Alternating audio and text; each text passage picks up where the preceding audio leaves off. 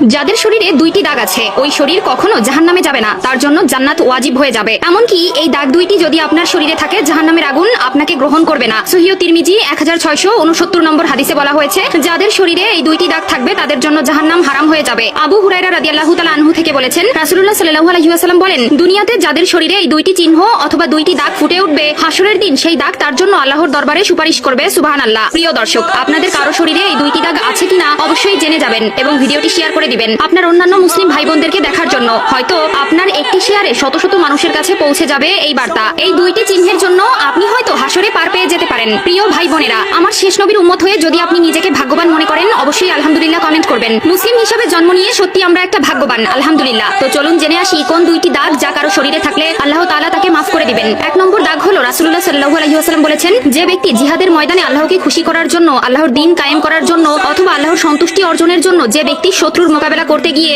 শত্রুপক্ষের আঘাতে তার শরীরে ছোট্ট একটা দাগও যদি হয়ে যায় তার জন্য জান্নাত ওয়াজিব হয়ে যাবে। এই দাগওয়ালা শরীরকে আল্লাহ তাআলা অনেক ভালোবাসেন। এই দাগ থাকার কারণে কিয়ামতের ময়দানে আল্লাহ তাআলা তাকে জান্নাতে দিয়ে দিবেন। প্রিয় ভাইয়েরা আমার, আল্লাহর দ্বীনকে কায়েম করার জন্য যাদের শরীরে বিন্দু পরিমাণ দাগ হয়েছে তারা কতই না সৌভাগ্যবান। আল্লাহ আপনাকে জান্নাতি হিসেবে মনোনীত করেছে বলেই আপনার শরীরে এমন দাগ হবার সুযোগ এসেছে। দুই নম্বর দাগ হলো ফরজ ইবাদত। ফরজ ইবাদতের মধ্যে যদি কোনো একটি দাগ তার শরীরে দেখা যায় তাহলে তার জন্য জান্নাত ওয়াজিব হয়ে যাবে। যেমন যদি কোনো ব্যক্তি নামাজ পড়তে পড়তে দাগ করে ফেলে, যদি আপনার হাঁটুতে, আপনার কপালে, আপনার পায়ে দাগ